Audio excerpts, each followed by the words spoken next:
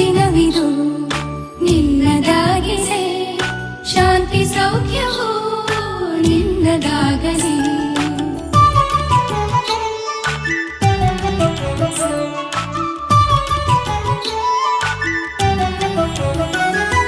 ಪ್ರಾರ್ಥಿಸುವೆವು ನಿನ್ನ ಆಯುಷ್ಯ ಪೂರ್ಣವಾಗಲಿ, ನೂರು ತುಂಬಲಿ. ಪ್ರಾರ್ಥಿಸುವೆವು ನಿನ್ನ ಆಯುಷ್ಯ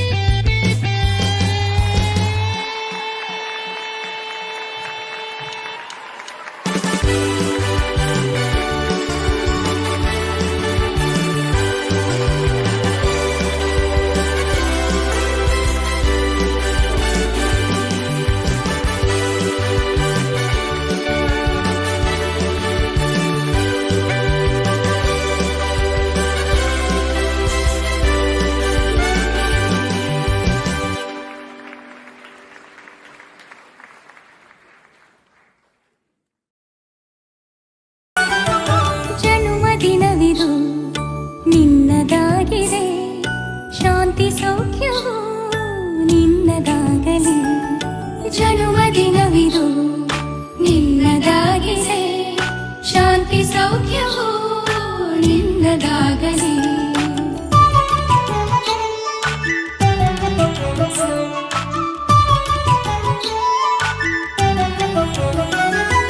ಪ್ರಾರ್ಥಿಸುವೆವು ನಿನ್ನ ಆಯುಷ್ಯ ಪೂರ್ಣವಾಗಲಿ.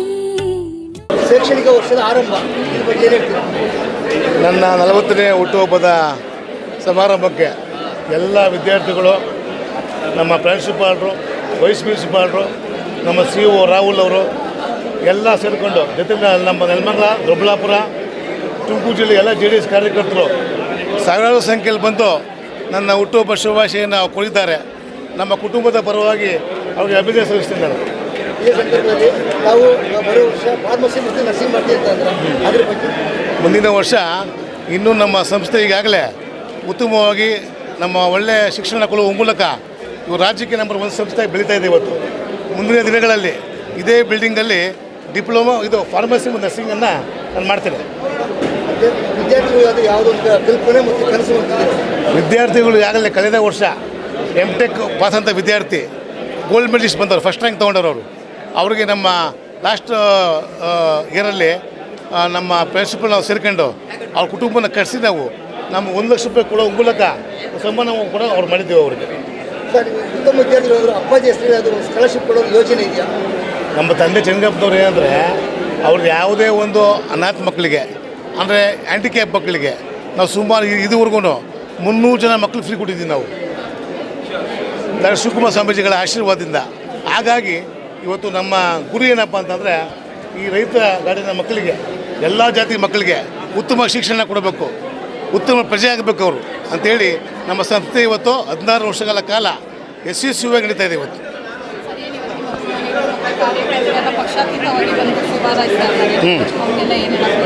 ನೋಡಿ, ನಮ್ಮಲ್ಲಿ ರಾಜಕೀಯ ಅಂತಲ್ಲ, ಈಗ ರಾಜಕೀಯದಲ್ಲಿ ಶತ್ರು ಯಾರು ಮಿತ್ರ ಯಾರೂ ಇಲ್ಲ. ಹಂಗಾಗಿ ನೆಲಮಂಗಲ ತಾಲೂಕಲ್ಲಿ ನಮ್ಮ JDS ಕಾರ್ಯಕರ್ತರು, ಈಗ ನಮ್ಮ ತಂದೆ ಚೆಂಗಪ್ಪನವರ 3 ಬಾರಿ MLA ಮಾಡಿದರು. ಈ ಜನ ನಮ್ಮ ದೇವ್ರ ಸಮ ಅವರು, ನಮ್ಮ ಕಾರ್ಯಕರ್ತರು ನಮ್ಮ ದೇವರು. ಹಂಗಾಗಿ ಅವರ ಆಶೀರ್ವಾದ, ಅವ್ರ ಸಹಕಾರ, ನಾವು ಕೂಡ ಮುಂದಕ್ಕೆ ಅವ್ರ ಸೇವೆ ಮಾಡ್ಕೊಂಡು ಮುಂದಿನ ದಿನಗಳಲ್ಲಿ ಮಧುಗಿರಿ ವಿಧಾನಸಭಾ ಕ್ಷೇತ್ರಕ್ಕೆ JDS ಪಕ್ಷದಿಂದ ಅಭ್ಯರ್ಥಿ ಆಗ್ತೀನಿ ನಾನು. 16 ವರ್ಷಗಳ ತುಂಬಿದೆ ಸಂಸ್ಥೆಗೆ. 16 ವರ್ಷ ಅಂದರೆ ಎಲ್ಲ ಸಹಕಾರ, ನಮ್ಮ ಪ್ರಿನ್ಸಿಪಾಲ್ರು, ನಮ್ಮ ಸ್ಟಾಫು ಮತ್ತು ನಮ್ಮ ವಿದ್ಯಾರ್ಥಿಗಳು ಮತ್ತು ನಮ್ಮ ಗ್ರಾಮಸ್ಥರು ಎಲ್ಲ ಸಹಕಾರದಿಂದ ಇವತ್ತು 16 ವರ್ಷಗಳ ಕಾಲ ಶಿವಕುಮಾರ ಸ್ವಾಮೀಜಿಯವರ ಆಶೀರ್ವಾದದಿಂದ, ನಮ್ಮ ತಂದೆ ಚೆಂಗಪ್ಪನ ಆಶೀರ್ವಾದದಿಂದ ಯಶಸ್ವಿಯಾಗಿ ಇವತ್ತು ಉತ್ತಮ ಶಿಕ್ಷಣ ಕೊಡುವ ಮೂಲಕ ಯಶಸ್ವಿ ಆಗ್ತಾಯಿದೆ. ಸರ್, ಹುಟ್ಟುಹಬ್ಬದ ದಿನ ಹಲವಾರು ಗಣ್ಯರು ಬಂದು ಶುಭಾಶಯ ಕೋರಿದ್ದಾರೆ. ಅದ್ರ ಬಗ್ಗೆ ಎಲ್ಲ ಗಣ್ಯರು ಇವತ್ತು ರಾತ್ರಿಯಿಂದ, ನಿನ್ನೆ ರಾತ್ರಿ 12 ಗಂಟೆಯಿಂದ ಇದುವರೆಗೂ ಕೂಡ ಸಾವಿರಾರು ಸಂಖ್ಯೆಯಲ್ಲಿ ಇವತ್ತು ದೊಡ್ಡಬಳ್ಳಾಪುರ, ನೆಲಮಂಗಲ, ತುಮಕೂರು ಜಿಲ್ಲೆ ಮತ್ತು ಕೊಟಗೆರೆ, ತುಮಕೂರು ಗ್ರಾಮಾಂತರ ಎಲ್ಲ ಕಾರ್ಯಕರ್ತರು ಬಂದು ನಮ್ಮ JDS ಕಾರ್ಯಕರ್ತರು ಶುಭವನ್ನು ಹಾರೈಸಿದ್ದಾರೆ. ನಾನು JDS ಮತ್ತು BJP ಕಾರ್ಯಕರ್ತರಿಗೆ ನಮ್ಮ ತಂದೆಯ ಪರವಾಗಿ ನಾನು ಅಭಿನಂದನೆ ಸಲ್ಲಿಸ್ತೇನೆ. ನಮ್ಮ ವಾಹಿನಿಯ ಪರಗೂ ಅವರಿಗೆ ಹುಟ್ಟುಹಬ್ಬದ ಶುಭಾಶಯಗಳು ಸರ್. ರಾಜಕೀಯದಲ್ಲಿ ಇನ್ನೂ ಉನ್ನತವಾದ ಸ್ಥಾನ ಸಿಗಲಿ ಅಂತ ಹಾರೈಸ್ತೀವಿ. ಸರಿ, ಥ್ಯಾಂಕ್ ಯು. ಸರ್, ಮುಖ್ಯವಾಗಿ ರಾಜಕೀಯವಾಗಿ ಈಗ ಚನ್ನಪಟ್ಟಣ ಚುನಾವಣೆ ನಡೆದಿದೆ ಈಗಾಗಲೇ. ನಿಖಿಲ್ ಕುಮಾರಸ್ವಾಮಿ ಅವರು ಯಾವ ರೀತಿ ನೀವು ಕಳೆದ ಬಾರಿ ಸುಧಾಕರ್ ಅವ್ರು ಗೆದ್ದಾಗಲೂ ಕೂಡ ಭವಿಷ್ಯ ನೋಡಿದ್ರೆ ಈಗ ಏನು ಹೇಳಕ್ಕೆ ಇಷ್ಟಪಡ್ತಾರೆ? ಈ ಬಾರಿ ನನ್ನ ಪ್ರಕಾರ 10,000 ಮತಗಳಿಂದ ಗೆಲ್ತಾರೆ ನಿಖಿಲ್ ಕುಮಾರಸ್ವಾಮಿ. ಅಲ್ಲಿ ಜಿದ್ದಾಜಿದ್ದಿ ಇತ್ತು, ಬಟ್ ಆದರೂ ಕೂಡ ಸರ್ಕಾರ ಇತ್ತಲ್ಲಿ, ಅದು ನಡೆಯಲ್ಲ. ಈ ಕಾಂಗ್ರೆಸ್ ಗಿಡ, ಅದು ಉತ್ತಮ ಕೆಲಸ ಮಾಡಿಲ್ಲ, ರಸ್ತೆಗಳಾಗಿಲ್ಲ, ಬರೀ ಬೋಗಸ್ಸು ಯೋಜನೆಗಳು, ಆಮೇಲೆ ಭಾಗ್ಯಲಕ್ಷ್ಮಿ ಯೋಜನೆ ದುಡ್ಡು ಯಾರಿಗೂ ಹೋಗಿಲ್ಲ, ಆಮೇಲೆ ಹಗರಣ ಜಾಸ್ತಿ, ಮೂಲ ಹಗರಣ ಇದೆ, ಆಮೇಲೆ ಅದು ಅವ್ರದ್ದು ಹಗರಣ ಇದೆ. ಇವತ್ತು ಬರೀ ಸರ್ಕಾರ ಬರೀ ಹಗರಣಗಳ ಅಭಿವೃದ್ಧಿ ಬಿಟ್ಟರೆ ಇನ್ನು ಜನ ಅಭಿವೃದ್ಧಿ ಯಾವುದೂ ಇಲ್ಲ. ಹಾಗಾಗಿ ಈ ಸರ್ಕಾರ 2029ಕ್ಕೆ ಮತ್ತೊಮ್ಮೆ ವಿಧಾನಸಭಾ ಚುನಾವಣೆಯಲ್ಲಿ 10 ಸೀಟು ಬರಲ್ಲ. ಮುಂದೆ 2029ಕ್ಕೆ JDS ಮತ್ತು BJP ಸೇರ್ಕೊಂಡು ಮತ್ತೊಮ್ಮೆ ನಮ್ಮ ಕುಮಾರ ಮುಖ್ಯಮಂತ್ರಿ ಆಗ್ತಾರೆ. ಮೊನ್ನೆ 23ಕ್ಕೆ ಚನ್ನಪಟ್ಟಣ ಫಲಿತಾಂಶದಲ್ಲಿ ನಮ್ಮ ನಿಖಿಲ್ ಕುಮಾರಸ್ವಾಮಿ ಅವರು 10,000 ಮತಗಳ ಮೂಲಕ ಗೆಲ್ಲುವ ಮೂಲಕ ಇತಿಹಾಸ ಸೃಷ್ಟಿ ಮಾಡ್ತಾರೆ. ಸರ್, ನೀವು ಮುಂದಿನವಾಗಿ ರಾಜಕೀಯವಾಗಿ ಈಗಾಗಲೇ 2029ರಲ್ಲಿ ಕುಮಾರಸ್ವಾಮಿ ಅವರು CM ಆಗ್ತಾರೆ. ನಿಮಗೆ ಯಾವುದಾದ್ರು ಕ್ಷೇತ್ರವನ್ನು ಗುರುತಿಸಿದಾರ ಸರ್? ನನಗೆ ಕುಮಾರಣ್ಣ ಅವರು ಮಧುಗಿರಿ ಕ್ಷೇತ್ರದಲ್ಲಿ ನಿಂತ್ಕೊಳ್ಳಿ ಅಂತ ಅವರು ಒತ್ತಡ ಹಾಕಿದ್ದಾರೆ. ಹಾಗಾಗಿ ನಾನು ಇನ್ನೂ ಜನರು ಕಾರ್ಯಕರ್ತರನ್ನ ಒಗ್ಗೂಡಿಸಿ ಸಭೆ ಮಾಡಿ 2029 ತೀರ್ಮಾನ ಮಾಡ್ತೀನಿ. ಬದಗಿರಿಗೆ ಬರೀ ಕಾಣಿಸ್ತೀರಾ ಸರ್ ಹಾಗಾದ್ರೆ? ಮಧುಗಿರಿಯಲ್ಲಿ ಒಂದು ಆಸೆ ಇದೆ, ಜನರು ತುಂಬ ಆಸೆ ಇದೆ ನನ್ನಿಂತ.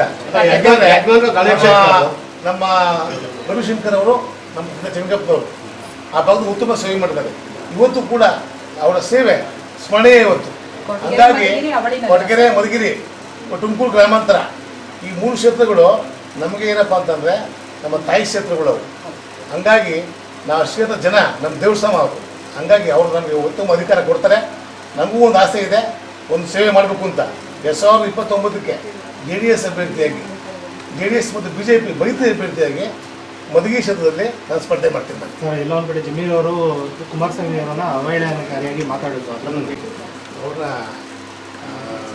ಇದು ಉಳಿಯಲ್ಲ, ಅದು ದುರಾಕಾರ ಮಾತಾಡಬಾರ್ದು ಆಯ್ತಲ್ಲ. ಜಮೀರ್ ಅಹಮದ್ ಅವರು ಒಳ್ಳೆಯ ವ್ಯಕ್ತಿ ಇಲ್ಲ ಅನ್ನಲ್ಲ, ಬಟ್ ಆ ರೀತಿ ಹೇಳಿಕೆ ಕೊಡೋದು ತಪ್ಪು. ಅವ್ರು ಸ್ವಲ್ಪ ಬುದ್ಧಿ ಕಲ್ತ್ಕೊಬೇಕು. ಹಂಗಾಗಿ ಕುಮಾರಣ್ಣನಿಂದ ಇವತ್ತು ಅವ್ರು ಬೆಳ್ಕೊಂಡಿದ್ದೆವು. ಒಂದು ಹಿಂದೂ ಮುಸ್ಲಿಂ ಒಂದೇ ಇವತ್ತು. ಯಾರೋ ಈ ಅಪ್ಪ ಒಬ್ಬ ಹೇಳಿಕೆ ಕೊಟ್ಟ ಅಂತ ಇವತ್ತು ಎಂಥ ಮುಸ್ಲಿಂ ಜನಾಂಗ ಇವತ್ತು JDS ಪಕ್ಷ ಪರವಾಗಿದೆ, ಜಮೀರ್ ಪರವಾಗಿಲ್ಲ ಇವತ್ತು. ಹಂಗಾಗಿ ಅಂಥ ಮಾತನ್ನು ಅವ್ರು ವಾಪಸ್ ತಗೊಬೇಕು. ಜನ ಮುಂದೆ ತಕ್ಕ ಪಾಠ ಕಲಿಸ್ತಾರೆ ಜಮೀರ್ ಅಹಮದ್ ಅವ್ರಿಗೆ. ಅವರ ಮಾತನ್ನು ಹಾಡಬಾರ್ದು, ಕೂಡಲೇ ಅವರು ಕ್ಷಮೆ ಕೇಳಬೇಕು ಅಂತ ಹೇಳಿ ನಾನು JDS ಕಾರ್ಯಕರ್ತರ ಪರವಾಗಿ ನಾನು ಆಗ್ರಹ ಮಾಡ್ತೀನಿ. ಅವರಿಗೆ ಹುಟ್ಟುಹಬ್ಬದ ಶುಭಾಶಯಗಳು. ನಮ್ಮ ಚೆಂಗಪ್ಪಾಜಿ ಮತ್ತು ಮಮ್ಮಿಯವರ ಆಶೀರ್ವಾದದಿಂದ ನಮ್ಮ ವೇಣುಗೋಪಾಲ್ ಅವರಿಗೆ ಹುಟ್ಟುಹಬ್ಬದ ಶುಭಾಶಯಗಳು. ಅವರಿಂದ ಹೆಚ್ಚಿನ ರೀತಿ ಇದು ಸಂಸ್ಥೆಯನ್ನು ಚೆನ್ನಾಗಿಂದ ಬೆಳೆಸ್ತಾ ಇದ್ದಾರೆ. ಅದೇ ರೀತಿ ಅವ್ರು ದೇವರು ಆಯುಷ್ಯರಿಗೆ ಕೊಟ್ಟು ಕಾಪಾಡಲಿ. ಮುಂದೆ ಅವರು ಒಂದು MLA ಆಗಿರಬೇಕು ಅಂತ ನಮ್ಮಲ್ಲಿ ನಮ್ಮ ಆಸೆ ಇದೆ. ಮುಂದೆ ಯಾವುದಾರ ಒಂದು ಕ್ಷೇತ್ರದಲ್ಲಿ ದೇವರು ಕಾಪಾಡಿ ಅವ್ರನ್ನ ಒಳ್ಳೇದು ಮಾಡಬೇಕು ಅಂತ ನಮ್ಮಲ್ಲಿ ದೇವರಲ್ಲಿ ಕೇಳ್ತೀನಿ.